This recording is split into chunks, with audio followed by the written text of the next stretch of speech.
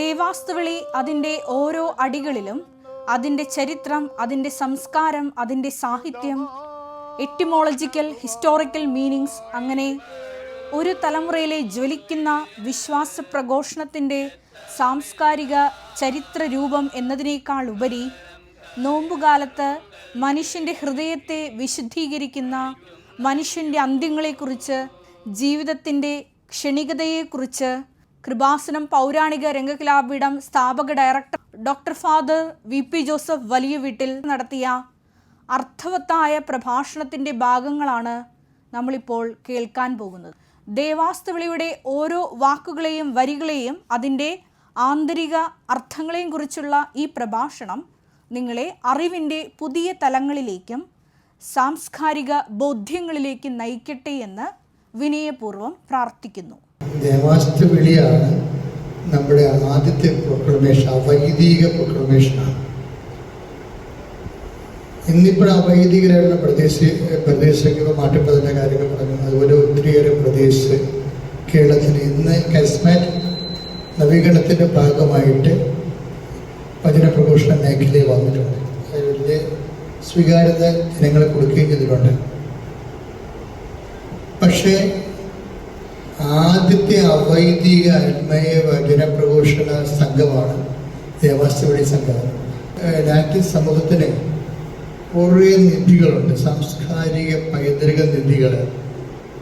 ഇതെല്ലാം അതിൽ തന്നെ ഒരു സെൽഫ് നിലനിൽക്കുന്നതാണ്.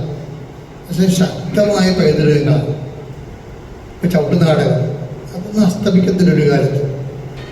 അതിൻ്റെ 12 ചുവടുകൾ, അതിൻ്റെ 4 കവിത്വങ്ങൾ, അതിൻ്റെ പ്രമേയങ്ങൾ, ആഹ്ചര്യങ്ങൾ കേരള സമൂഹത്തിൽ വേറിട്ട് നിൽക്കുന്ന ഒരടിസ്ഥാന കലയാണ്. അതിൻ്റെ കൂടെ വന്നിട്ടുള്ള പുത്തമ്പാന, അമ്മാനം, പാരായണ രീതികൾ, അതിൻ്റെ കൂടെയുള്ള പ്രഘോഷണ രീതിയാണ് ദേവാസ്തുവിളി. പിന്നെ കളികളുണ്ട്, പ്ലേ, പരിചകളി, പരിചമുട്ടുകളിയല്ല, അത് ഓർത്തഡോക്സ് ക്രിസ്ത്യൻസിൻ്റെ പോർട്ടുഗീസ് വേഷമണിഞ്ഞ പട്ടണക്കാട് വേഷമണിഞ്ഞിട്ടുള്ള നാടൻ പാട്ടുകൾ പാടി ചുവട് വെക്കുന്ന വാളം പരിചയം മുട്ടിക്കാത്ത പരിചകളി. അപ്പം ഇങ്ങനെ നമുക്കൊരു 8 കലകളുണ്ട്. എല്ലാം നമ്മുടെ ജനങ്ങൾക്ക് വത്തിക്കാൻ സുനോസ് 50 കൊല്ലം കഴിഞ്ഞിട്ടും അതിൻ്റെ ഡോക്യുമെൻസിനെ കുറിച്ച് ജനങ്ങൾക്ക് വലിയ ധാരണയില്ല. കേരളത്തിൽ നടന്ന ഒരു ഉദയപുര സൂര്യദോസാണ്.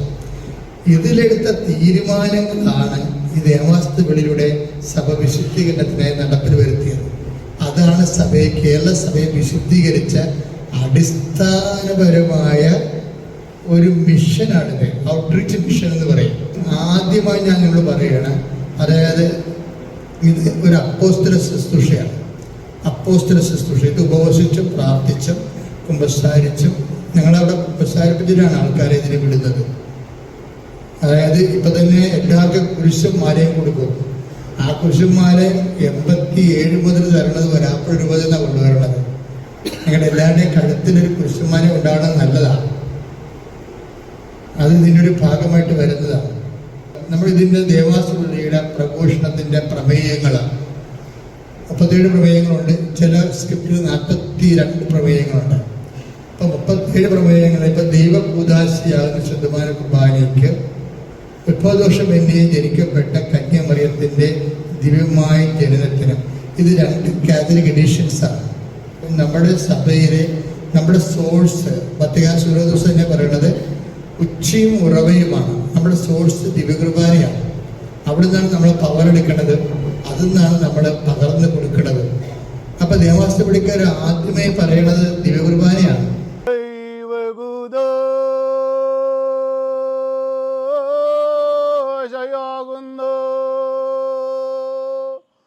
ശുദ്ധമാന കൃപാനയ്ക്ക് ഏത് പറമ്പിൽ നിന്നാലും ഏത് രാത്രി നിന്നാലും നമ്മളെ തൊഴുതുകൊണ്ട് പറയണത് ശുദ്ധമാന കുർബാനയ്ക്കതാണ്. അത് ശുദ്ധമാന കുർബാനയോട് അത്രയും ഒരു നിങ്ങൾ കുർബാന കൂടാൻ സ്വീകരിക്കാനും വരുമ്പോൾ നിങ്ങൾ ഓർക്കണം, ഈ കുർബാനയുടെ ജനങ്ങളിലേക്ക് കൈമാറുന്നതിന് വേണ്ടി ദൈവം കൈവച്ച് നൽകിയവരാണ് ഞങ്ങളത്. കാര്യം ഈ നോൻപ് കാലത്ത് ജനങ്ങളെ കുർബാനയിലേക്ക് കൊണ്ടുവരും ആദ്യമേ. അപ്പൊ അതുകൊണ്ട് തന്നെ അത് ഉച്ചരിക്കുന്നവര് വ്യക്തമായി ഉച്ചരിക്കണം. വ്യക്തമായി ഉച്ചരിക്കാത്തവർ വെറുതെ നിർത്തിയാലും മതി. കാര്യം മിനിസ്ട്രി അവരോട് പറയിപ്പിക്കരുത്. ഇത് സ്ഫുടമായിട്ട്, കാര്യം ഇതുകൊണ്ട് ഉദ്ദേശിക്കുന്നത് അതിന്റെ ഫലം ഉണ്ടാകണം. അത് വെറുതെ ഇങ്ങനെ ഓലിട്ടിട്ട് കാര്യമില്ല.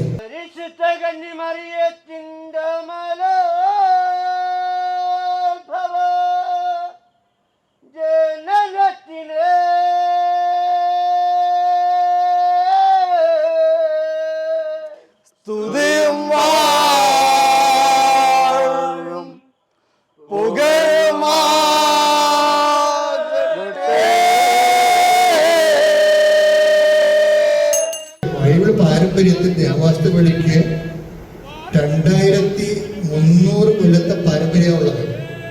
ഫ്രാൻസിസ് സേവന ഇവിടെ കൊണ്ടുവന്ന് ഓക്കെ, ദാറ്റ്സ് ഓക്കെ. പക്ഷെ ഫ്രാൻസിസ് സേവൻ എവിടെ നിന്ന് കിട്ടിയത്? ഇത് ആദ്യമ ക്രിസ്തുവിന് മുമ്പ് ഹീറോ ഇസ്രായേൽ എന്നും പറഞ്ഞ് മോസസിന്റെ കാലം മുതൽ പ്രാർത്ഥിക്കുകയും താൽമൂദ് കാലത്ത് ശക്തി പ്രാപിക്കുകയും ചെയ്ത ക്ഷമ പ്രേരാണ്. നമുക്ക് ജസ്റ്റ് ഒന്ന് കേൾക്കാം. അപ്പൊ നമുക്ക് 2300 കൊല്ലമാണ് ഇതിന്റെ വിളി രൂപത്തിന് സഭയിൽ നിൽക്കുന്നത്.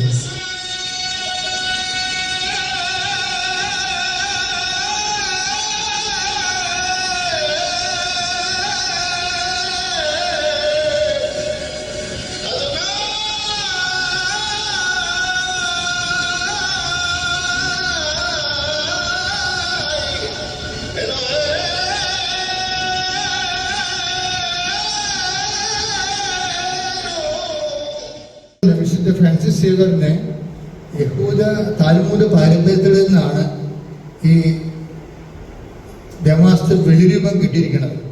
നമ്മളെ സംബന്ധിച്ചിടത്തോളം ഈ ക്ഷേമപ്രയന്റെ അകത്ത് ഹീറോ ഇസ്രായേൽ, നിന്റെ ദൈവമായ കർത്താവ് ഒരേ ഒരു ദൈവമാണെന്നുള്ള ആ വലിയ വിശ്വാസ സത്യമാണ്. ഈ വിശ്വാസ ദേവാസ്ത വെളിയിലും ആ സ്ഥാനത്താണ് പരിശുദ്ധ കുർബാന വരുന്നത്. നല്ലൊരു മുഴുവൻ കുമ്പസാരം നടത്തിയിട്ട് കുർബാന സ്വീകരിച്ചിട്ട് വേണം നമ്മൾ ഈ ശുശ്രൂഷയിലൂടെ. അപ്പൊ ഇതില് വെള്ളിയാഴ്ച സഭയുടെ നോമ്പല്ലാതെ നമ്മൾക്ക് നിങ്ങളുടെ ദൈവത്തിന്റെ ഒരു കൈയും കാലുമായിട്ടാണ് ഈ കാലത്ത് ഒരു പട്ടമേൽക്കണ പോലെ ഏൽപ്പിക്കണം, ഒരു ദൗത്യമേക്കണം, ഒരു മിഷനേക്കണം. അപ്പോൾ ഓരോരുത്തർക്കും എല്ലാവരും ഇത് അടിച്ചേൽപ്പിക്കാനൊന്നും പറ്റത്തില്ല. നമ്മളിപ്പോൾ നോമ്പെടുത്താണ് ചെയ്യണമെന്നുണ്ടെങ്കിൽ നിങ്ങളെ അവിടെ ഇപ്പൊ ഈശോ തന്നെ എന്താ പറഞ്ഞിരിക്കുന്നത്?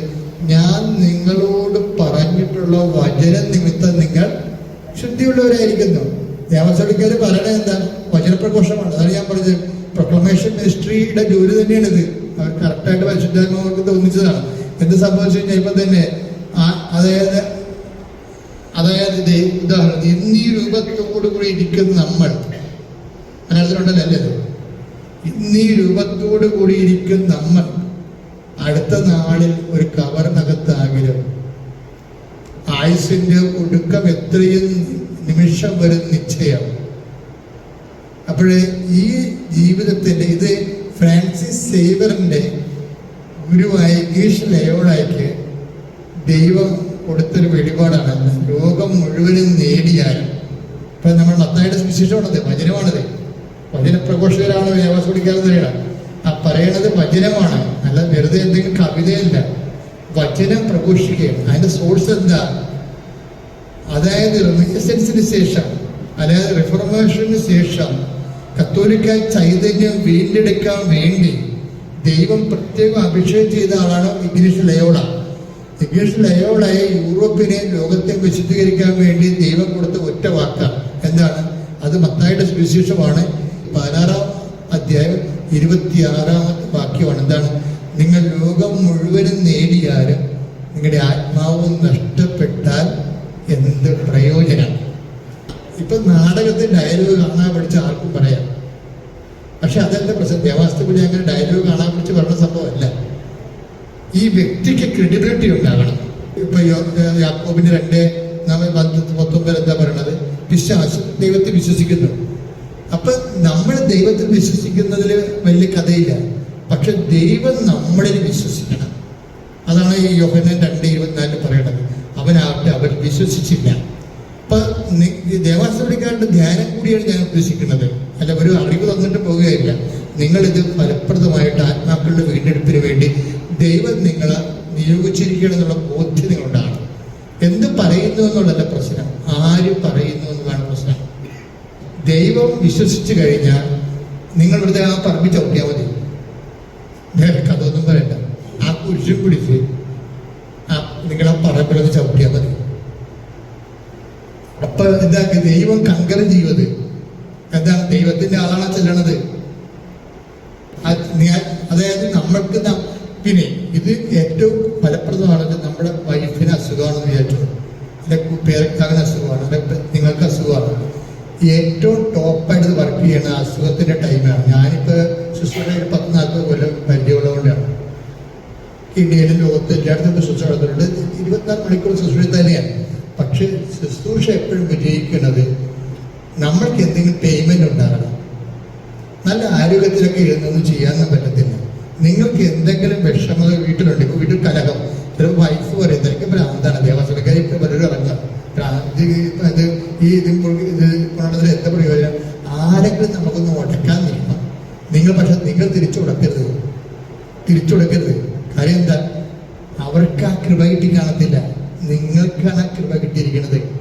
കൃത്യമായിട്ട് നമ്മുടെ ജനങ്ങളെ നോൻപ് കാലമാണ് ഓർപ്പിക്കാൻ ഏറ്റവും സുന്ദരമായ, എന്നാൽ വ്യതിരിക്തമായ, എന്നാൽ അപൂർവമായ ഒരു ഭയങ്കര പൈതൃകമാണിത്. ഇതിന്റെ സ്വരം കേൾക്കുമ്പോൾ തന്നെ പഴമക്കാര് കുഞ്ഞുങ്ങളോട് പറയും ഇത് ദേവാസ്ത വെളിയാണ്, ഇത് ഫ്രാൻസിസ് ദേവന്റെ കാലത്ത് തുടങ്ങിയതാണ്. മിഷൻ കാലത്ത് ഫ്രാൻസിസ് ദേവൻ എന്നൊരു വ്യക്തിയെ കുറിച്ച് പറയണ്ട, 4 പേരും കൂടിയാണ് ചെയ്തിരിക്കുന്നത്. 4 പേര് ഒരു മിഷണറി കാലഘട്ടത്തിൻ്റെതാണത്, അല്ല ഒരു വ്യക്തി ഉണ്ടാക്കിയതല്ല. തമ്പരാമണക്കം വേദപാഠത്തിന്റെ ഭാഗങ്ങൾ ഇതിനകത്ത് ഉണ്ടെന്നുള്ളത് സത്യമാണ്.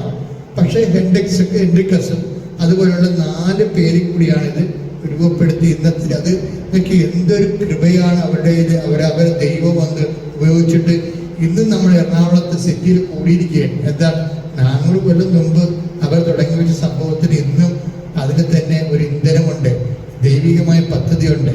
ഇത് ധ്യാനമാണ്. ദേവാസ്വരി എന്ന് പറഞ്ഞാൽ എന്താണ്?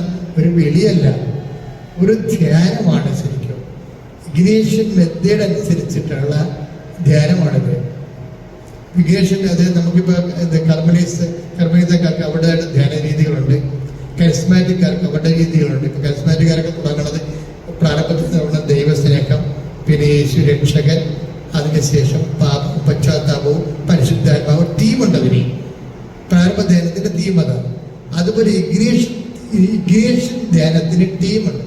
അത് അതായത് ഇഗ്നേഷ്യൻ മെത്തേഡ് അനുസരിച്ചിട്ട് ഇഗ്നേഷ്യൻ ലയോളയ്ക്ക് കിട്ടിയിട്ടുള്ള വെളിപാടിൻ്റെ വന്നിരിക്കുന്ന ധ്യാന രീതിയുണ്ട്. അതിൽ ഒന്നാമത് പറയുന്നത് നമ്മളുടെ ജീവിതത്തെക്കുറിച്ചും അതിൻ്റെ അതായത് നമ്മൾ ഒന്നാമത് രണ്ടാമതൊക്കെ പറയുന്നത് ഒന്നാമത് മോക്ഷം, ഉടയതമ്പുരാന്റെയും തന്റെ ഭാഗ്യക്കാരുടെയും സമൂഹം. ഇതിൻ്റെ അകത്ത് കൃത്യമായിട്ട് എഴുതി വയ്ക്കുന്നത് എന്താ വെച്ചാൽ ജനങ്ങളോട് നമ്മുടെ മനുഷ്യന്റെ അന്ത്യങ്ങളെ കുറിച്ച് പറയുന്നതാണ്. അത് ഇഗ്നേഷ്യൻ മെത്തേഡാണ്. അതായത് ഇഗ്നേഷ്യൻ ലയോളയ്ക്ക് ദൈവം കൊടുത്ത ധ്യാന രീതികളാണ്. അതനുസരിച്ചാണ് ഈശ്വരസഭ വൈദികര് നമ്മുടെ കഴിഞ്ഞ കാലഘട്ടം വരെ ധ്യാനിപ്പിച്ചുകൊണ്ടിരുന്നത്. ഇതനുസരിച്ചാണ് ധ്യാനിപ്പിച്ചുകൊണ്ടിരുന്നത്. അതുകൊണ്ടാണ് അവരുടെ ഒന്നാമത് മോക്ഷം, അതായത് ഇവിടെ തമ്പുരാന്റെയും തന്റെ ഭാഗ്യക്കാരുടെയും സമൂഹം. രണ്ടാമത് നരകം, രാക്കുപെട്ട ചിക്താന്മാരുടെ കൂട്ടം. അതായത് മനുഷ്യന്റെ അന്ത്യങ്ങളില് മോക്ഷം ഡിഫൈൻ ചെയ്ത് കഴിഞ്ഞാൽ പിന്നീട് നരകം ഡിഫൈൻ ചെയ്യും. പിരാക്കുപെട്ട സീതാന്മാരുടെ കൂട്ടം അതാണ്. അതായത് പിരാക്ക് എന്നത് ഒരു പോർട്ടുഗീസ് വാക്കാണ്. മലയാളത്തിൽ നമ്മൾ ഉപയോഗിക്കുന്നുണ്ടല്ലോ, അത് മലയാളത്തിലുണ്ടത്. പക്ഷേ വാക്ക് പ്രാഗ എന്ന പോർട്ടുഗീസ് വാക്കില് ധാതുവാണ്. അപ്പൊ അതുകൊണ്ട് ഞാനിത് കണ്ടെത്തിയത് നിങ്ങൾക്കറിയാമല്ലോ, ഒരു കാലത്ത് എനിക്ക് ദേവാസ്തകളിൽ എന്തോ ഭയങ്കരമായ സംഭവങ്ങൾ ഉണ്ടെന്ന് എനിക്ക് അറിയാമായിരുന്നു. പക്ഷെ നമുക്കൊരു ലിറ്ററേച്ചർ കിട്ടാൻ മാർഗമില്ല. ഞാൻ പിന്നെ എനിക്കുള്ള ആയുധം ജപമാലയാണ്. ഞാൻ ജപമാല അതുകൊണ്ട് ഈ പ്രദേശം മുഴുവൻ വന്ന അവസാനം ഈ ഫ്രാൻസിസ് പെയിന്റർ എന്ന് പറഞ്ഞ ആൾ ജീവിച്ചിട്ടുണ്ട്. അന്ന് നമ്മുടെ ഈ വൈപ്പങ്കരയിൽ ഫ്രാൻസിസ് പെയിൻറ്റോ എന്ന് ഒരാളെ കിട്ടിയപ്പോഴാണ്. അപ്പം അദ്ദേഹത്തിൻ്റെ അതൊരു പുരാതനായ ഒരു മനുഷ്യനാണ്, ട്രഡീഷൻ ഉള്ള ആളാണ്. അപ്പം അത് കുറച്ച് സംസ്കാര പണ്ഡിതനൊക്കെ വയസ്സനായിരുന്നു. അപ്പം ഞാൻ പുള്ളിയുടെ വിഷയത്തിൽ എൻ്റെ ആവശ്യം ഇതാണ്, ദേവാസ്തപടിയെക്കുറിച്ച് എന്തെങ്കിലും അങ്ങേക്ക് അറിയാമെങ്കിൽ അങ്ങനെ ഫോർട്ടീസ് ട്രഡീഷനുള്ള ആളല്ല പറയുകയാണെങ്കിൽ പറഞ്ഞു തരാമെന്ന് പറഞ്ഞു. അപ്പോൾ പുള്ളി പറഞ്ഞു എനിക്കൊന്നും അറിയത്തില്ല, എൻ്റെ ലൈബ്രറി അച്ഛൻ പരിശോധിക്കാൻ പറഞ്ഞു. അപ്പോൾ വൈപ്പിക്കരയിൽ അദ്ദേഹത്തിൻ്റെ വീട്ടിൽ നല്ല ലൈബ്രറി ഉണ്ട് പഴയ. ഞാനൊരു രാവിലെ ഒരു ജോമാനം ചൊല്ലിക്കൊണ്ട് അവിടെ ഇരുന്നിട്ട് ഇതിൻ്റെ ഓരോ പുള്ളിയുടെ ഒത്തിരി പുസ്തകങ്ങളുണ്ട് എടുത്തിട്ട് എനിക്ക് ഒരു പേജ് കിട്ടി, ദേവാസ്ത എന്ന് പറഞ്ഞു. അത് പോർട്ടുഗീസിലാണ്. അപ്പം ഞാൻ പുള്ളിക്ക് പോയാൽ സ്പെയിനിൽ പോർട്ടുഗീസ് അറിയാം. അപ്പം ഞാനിത് കാണിച്ചു, സാറേ ഇത് ദേവാസ്തയാണോ? ഇതാണ് ദേവാസ്ത എന്ന് പറഞ്ഞു. അപ്പം ഞാനത് കൊണ്ടുവന്ന് പുള്ളിക്ക് മലയാളം അറിയാം. അത് ഞാൻ ഇങ്ങനെ തർജ്ജമ ചെയ്ത് കുറച്ച് എടുത്തിട്ട് നാട്ടിൽ പോയിട്ട് ഈ സംഭവം ഒത്തു നോക്കിയപ്പോൾ കറക്റ്റാണ്. അങ്ങനെയാണ് എനിക്ക് മനസ്സിലായത് പോർട്ടുഗീസ് ട്രഡീഷനാണ് ഇതെന്ന്. അല്ലെങ്കിൽ അറിയാൻ പറ്റാവുന്നേരം ടു ഡിവാസ്റ്റേറ്റ് ടു ഡിവാസ്റ്റേറ്റ്, എക്സ്പെൽ, അൺഡിസ്പെൽ എന്നുവെച്ചാൽ ഉച്ചാടനം ചെയ്യുക എന്നുള്ളതാണ് അർത്ഥം. എന്ന് വെച്ചാൽ അതായത് ഇവിടെ ആദ്യമേ പറയുന്നുണ്ട്, അതായത് ശവദോഷത്തിൽ അകപ്പെട്ട് നടക്കുന്ന ജനങ്ങൾക്ക് വേണ്ടിയിട്ട് അവർ പിഴച്ച തിന്മയിന്മേ നന്മയായിട്ടുള്ള അറിവുകൾ ഉണ്ടാക്കുവാനും ഈ കുരിശൻ പിടിച്ച് നടക്കണ എന്നതിനാണ്. ഇന്നത്തെ കാലം അതായത് ഇന്നിപ്പോ ഈ മനുഷ്യന് ശാപദോഷത്തിലെ നടക്കുന്ന ജനങ്ങൾക്ക് വേണ്ടിയിട്ട് നമ്മൾ രാത്രി ഉറപ്പൊന്നും നടക്കണേ എന്തിനാ? അത് പറഞ്ഞേക്കണം. നമ്മൾ തന്നെ പോയി ശാപദോഷത്തിൽ വീഴുന്നത് പാട്ടയം ശാപദോഷം. അത് വളരെ ഏകാഗ്രത വേണം. അതാണ് ഈ ദേവാസ്ത വെളിയിൽ സംസാരിപ്പിക്കത്തില്ലല്ലോ, സംസാരിക്കാൻ പാടില്ല. നമ്മളോട് ദിവ്യമായ കുർബാന ചെല്ലുന്ന അച്ഛൻ സംസാരിക്കത്തില്ല. അതുപോലെയാണ് ദേവാസ്ത വെളിയിൽ പോയി അങ്ങോട്ടോട് സംസാരിക്കത്തില്ല.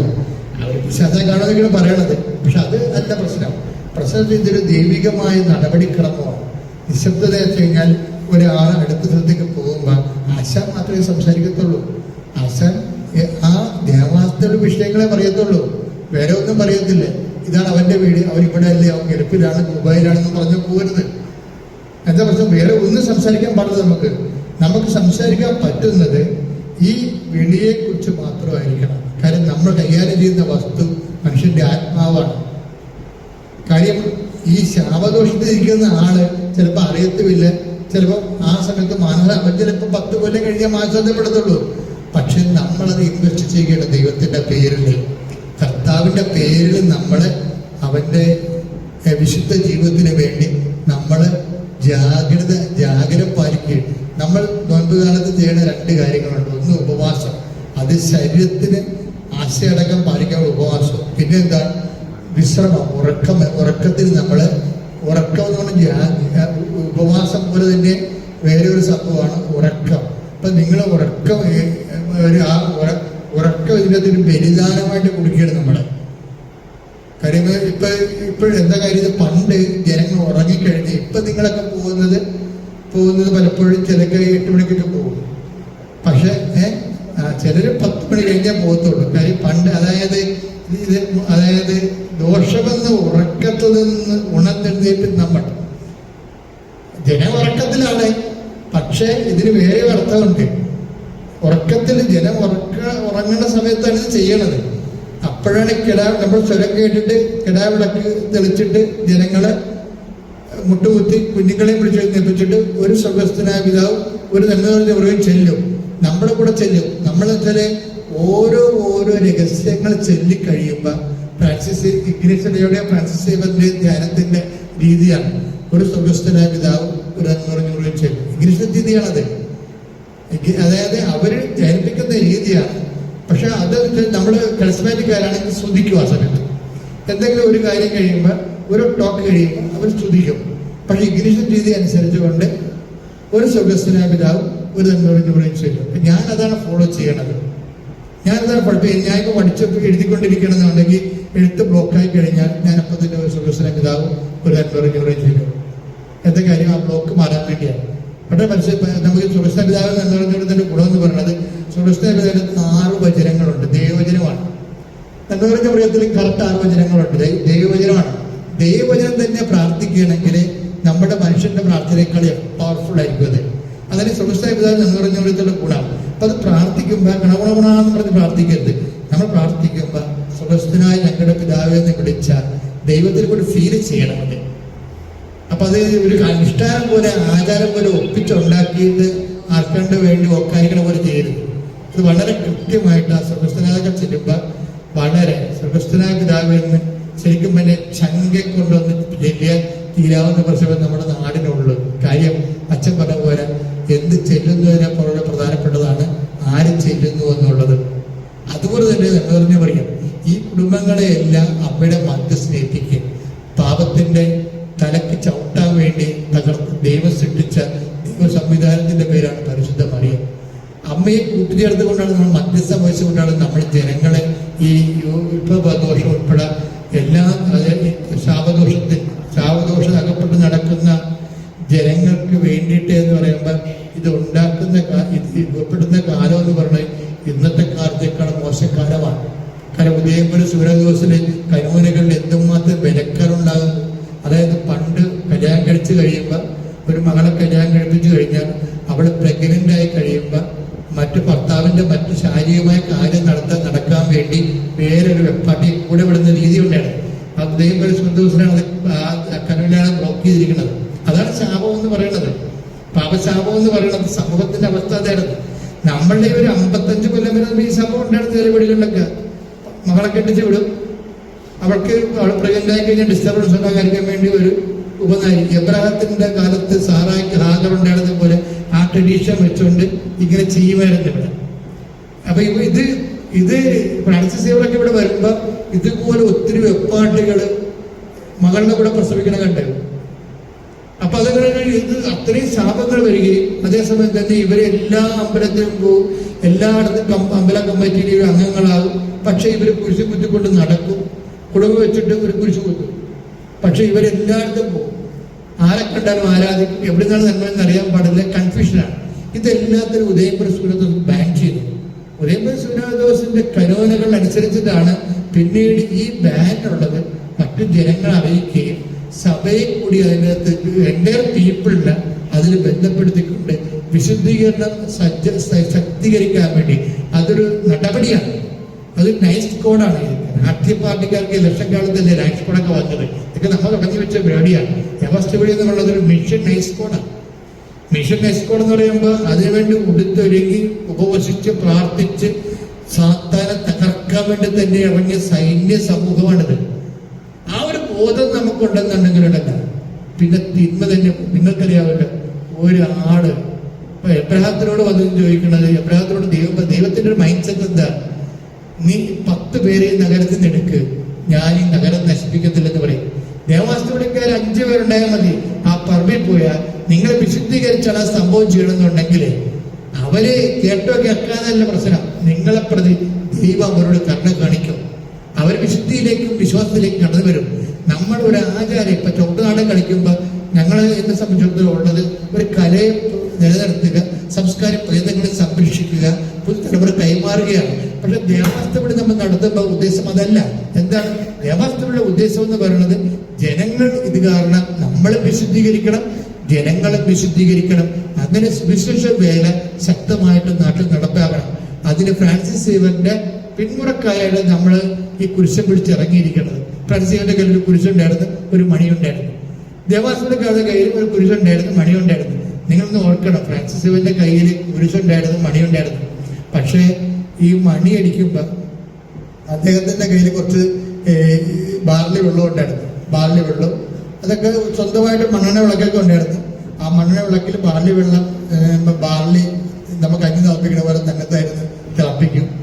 അത് എടുത്ത് ഒരു പാത്രത്തിലാക്കി അതിൽ കൈ വെക്കും.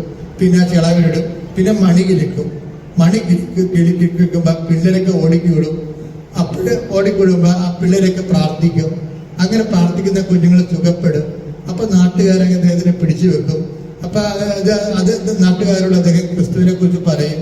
ആ കുരിശ് കയ്യിലിരിക്കുമ്പോൾ എപ്പോഴും ഓർത്തേക്കണം, അതായത് നമ്മളുടെ ഈ യമാസ്തബിളിക്കാരുടെ കയ്യിൽ മാത്രമേ കുരിശുള്ളൂ. അപ്പൊ കുരിശ് കയ്യിലിരിക്കുമ്പോൾ ഓർക്കണം, ഇത് രക്ഷയുടെ ചിഹ്നമാണ്. ഇതും കൊണ്ട് ഈ പറമ്പിലൂടെ നമ്മൾ നടക്കുകയാണ്. എബ്രാഹിമിനോട് ദൈവം പറഞ്ഞില്ലേ, നീ കുറുകെ വടക്കോട്ടും കിഴക്കോട്ടും പടിഞ്ഞോട്ടും നടക്കുക, അപ്പൊ ആ സ്ഥലമെല്ലാം ഞാൻ നിനക്ക് തരുമെന്ന്. ആ ഒരു ബോധത്തിൽ, ആ ഒരു വിഷൻ കോൺസെപ്റ്റിലാണ് നമ്മൾ കുരിശ് പിടിച്ചുകൊണ്ട് പറമ്പിൽ പോകുന്നത്. ആ സ്ഥലം, അവിടുത്തെ ആത്മാക്കളുടെ വീണ്ടെടുപ്പ് നിന്റെ പേരിലാക്കി ദൈവം മഹത്വപ്പെടുകയും ചെയ്യും, സ്ഥലത്തെ വിശുദ്ധീകരിക്കുകയും ചെയ്യും. അപ്പോൾ ഇത് ഭയങ്കര ഒരു ഫെയ്ത്ത് എക്സ്പെഡിഷൻ ആണ് നടക്കുന്നത്.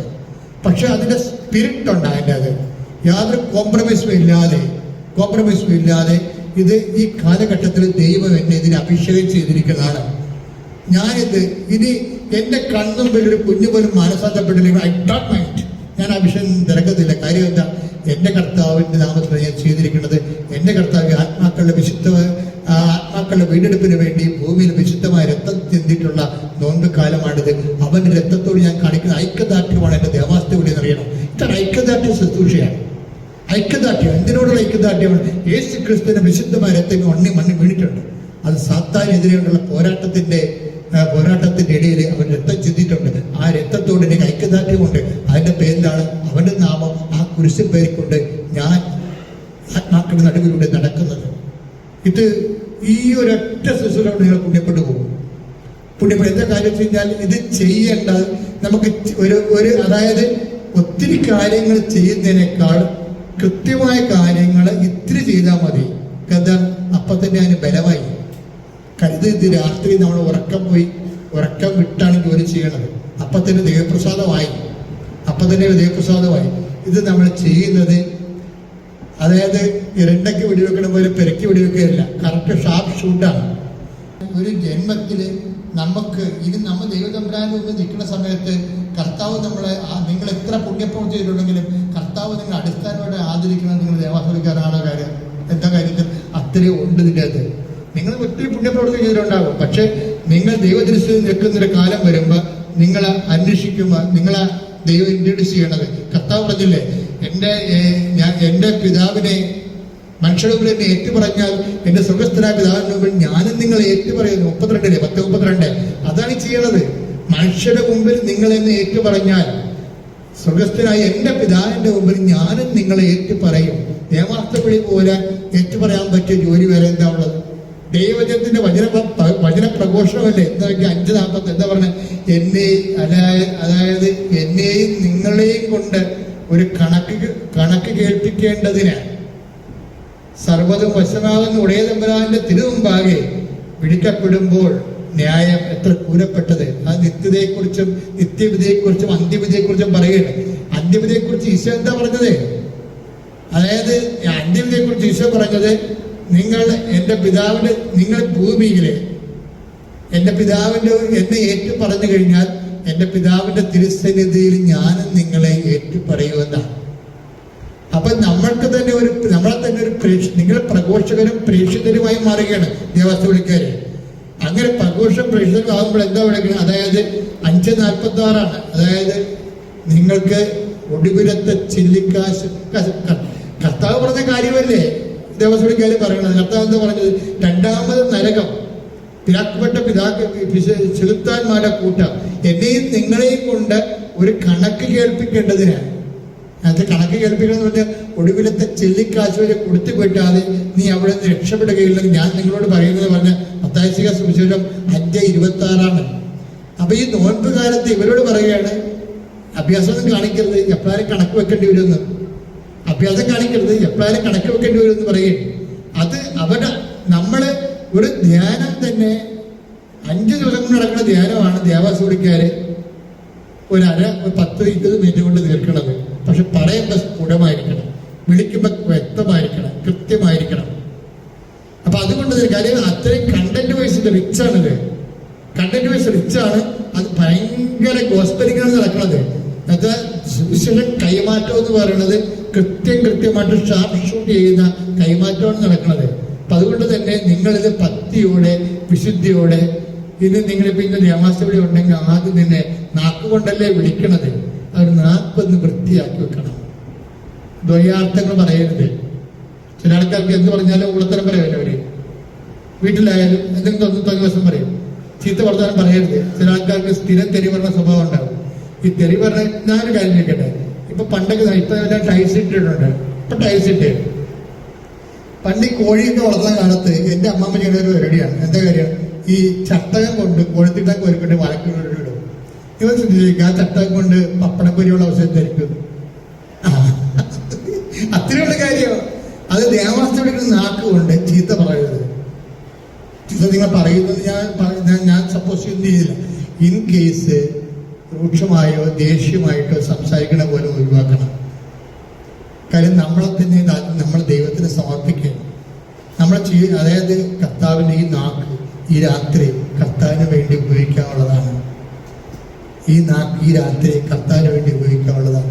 അപ്പം ആ ഒരു വ്രതം നമ്മളുണ്ട്, വ്രതം ഉണ്ടാകണം. വ്രതം നമ്മളത് അത് അപ്പൊ ദൈവത്തിന് തോന്നും യു ആർ സീരിയസ്. ദൈവത്തിന്റെ രീതി അറിയാമല്ലോ. അതായത് നമ്മൾ സീരിയസ് ആണെങ്കിൽ ദൈവം ഭയങ്കര അതിനേക്കാൾ സീരിയസ് ആവും. ദൈവം നമ്മൾ സീരിയസ് അല്ല, ചുമ്മാ ഒരു രസം. ആരെങ്കിലും അതിനിടയ്ക്ക് വെമ്പിളുള്ള വീട്ടിലുണ്ടെങ്കിൽ അത് ചേട്ടൻ്റെ കൂടെ ആചാര്യ കൂടെ കൂടിയേക്കാം, അവിടെ ചെല്ലുമ്പോൾ അവിടെ വീട് കാണാമല്ലാതെ. ഇങ്ങനെയൊക്കെയുള്ള അഭ്യാസം കൊണ്ട് പോയാൽ പണി കിട്ടും. തമ്പലം തന്നെ കാലം നിലത്തിരിടി, ഒരു സംശയമില്ല. ഇതിനകത്തൊക്കെ കയറുമ്പോൾ സൂക്ഷിച്ചേക്കണം. അത് കള്ളനാണയങ്ങളൊന്നും ഇതിനകത്ത് കയറിയേക്കരുത്. കള്ളനാണയങ്ങൾ കയറുന്നത് കാര്യം ഇങ്ങനെ ചെറുത്താൻ്റെ ചിന്ത ഉള്ള പല ആൾക്കാരും ഈ സംഭവം കൊണ്ട് പൊരുവിടാൻ നോക്കും.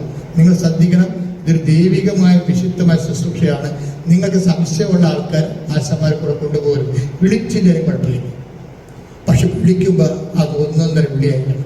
എന്നുവെച്ചാൽ ആ കാര്യത്തിലെല്ലാം വളരെ വെടിപ്പായിട്ടും നല്ല ഈ ദിവസം തന്നെ പോയി കുമ്പസാരിച്ചിട്ട് കുർബാനയൊക്കെ സ്വീകരിച്ച്. കാര്യം കുർബാനയുടെ പടയാളികളാണ് നിങ്ങൾ. ആദ്യമേ കുരിശ് കുത്തിയിട്ട്, നിങ്ങൾക്കറിയാവില്ല, കുരിശ് കുത്തിയിട്ട് വാസ്കോഡി ഗാമ ഇവിടെ വരുമ്പോഴെന്താ ആദ്യമേ തന്നെ കുരിശ് കുത്തും. ഇത് പോർട്ടുഗീസുകാർ ഉണ്ടാക്കിയ സഭയല്ലേ, നിനക്കറിയാമല്ലോ. അവരുടെ രക്തം ഇതിനകത്ത് കിടപ്പുണ്ട്.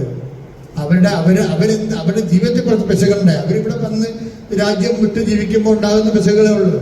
പക്ഷെ അവരെന്ത് ചെയ്യണത്, വിശ്വാസകാര്യത്തിൽ കോംപ്രമൈസ് ഇല്ല. അവര് കർത്താവിന്റെ എന്താണെന്ന് അവർക്കറിയാം, കർത്താവിന്റെ കുരിശ് എന്താണെന്ന് അറിയാം. വാസ്കോഡി ഗാമ കൊണ്ടുവന്ന് ആദ്യം കപ്പാടെ കുരിശാണ് കുത്തിയത്. ഇത് കഴിഞ്ഞിട്ട് ബാക്കി കാര്യങ്ങളെന്ന് പറഞ്ഞു. അപ്പൊ അതുകൊണ്ട് ആ കുരിശ് കുത്തലാണ് ഈ പ്രദേശം മുഴുവനും. നിങ്ങളൊന്ന് ചിന്തിച്ച് ചോദിക്കുക, വല്ലാർപാടം തൊട്ട് അങ്ങോട്ട് ചെല്ലുമ്പോൾ തുമ്പളി പള്ളി, അതിനുശേഷം വിഴിഞ്ഞം, അപ്പുറത്ത് വേളാങ്കണ്ണി, ചുറ്റോട് ചുറ്റും കുരിശുകുത്തി വെച്ചിരിക്കുകയാണ്. ഇതൊരു എക്സ്പെഡിഷനാണ് ശരിക്കും. എന്ത് കാലഘട്ടത്തിലാണെന്ന് ഓർക്കണം. എല്ലാ തകർച്ചകളുടെയും പാപത്തിന്റെയും ശാപത്തിന്റെ ഒരു കാലഘട്ടത്തിൽ ഈ കുരിശൂടെ കൊണ്ടുവന്ന് വിശദീകരിച്ച ഇന്ത്യയിൽ നമ്മുടെ കയ്യിൽ ഇരിക്കണത്. അതുകൊണ്ട് തന്നെ നമ്മൾ ചെറിയ ആചരണമൊന്നും കാര്യമില്ല. നമ്മളുടെ കയ്യിലുള്ള ആയുധങ്ങള് സ്വർഗത്തിന്റെ ആയുധമാണ്. അതുകൊണ്ട് തന്നെ ദൈവമാണ് എന്നെ തിരഞ്ഞെടുത്തത്. 10,000 മനുഷ്യരുണ്ടല്ലോ, നിങ്ങൾക്ക് മാത്രമല്ല ദേവാസ്ത വിളിക്കാൻ തോന്നിയുള്ളൂ, അല്ലെങ്കിൽ അതിന്റെ ആ മീറ്റിംഗ് വരാൻ തോന്നിയുള്ളൂ. അതൊരു ദൈവവിളിയാണ്. ദൈവമാണ് എന്നെ തിരഞ്ഞെടുത്തിരിക്കുന്നുള്ള ബോധ്യത്തില് ഈ നോൻപുകാലം അവിസ്മരണീയമായൊരു നോൻപുകാലം ദൈവം നിനക്ക് അവകാശം ഓഹരിമാക്കിക്കൊണ്ട് നിന്നെ ദൈവം അനുഗ്രഹിക്കുന്ന, നിന്റെ കുടുംബത്തെ അനുഗ്രഹിക്കണ, കർത്താവിന് വേണ്ടി ജോലി ചെയ്യാൻ വേണ്ടി സന്തോഷത ചെയ്യാനൊരു ജോലിയാണ്. നിങ്ങൾ ചെയ്തുകൊണ്ടിരിക്കുന്ന ജോലിയാണെന്ന് എനിക്കറിയാം. അതിനൊക്കെ ദൈവം അനുഗ്രഹം തരും. ഞാനീ പറഞ്ഞ കാര്യം, ചെയ്യണ കാര്യം കുറച്ചുകൂടി ദൈവത്തിന് പ്രിയങ്കരമായി ചെയ്യാനും ദൈവകൃപ നമ്മുടെ രൂപതയ്ക്കും നിങ്ങൾ പോകുന്ന കാലുകുത്തുന്ന കടന്നു പോകുന്ന എല്ലാ സ്ഥലങ്ങൾക്കും ഉണ്ടാകട്ടെ എന്ന് പറഞ്ഞ് ഒരിക്കൽ കൂടി എന്നെ ശുശ്രൂഷ വിളിച്ചതിന് പിതാക്കളോടും മിനിസ്ട്രിയോടും പ്രത്യേകം നന്ദി പറയുന്നു.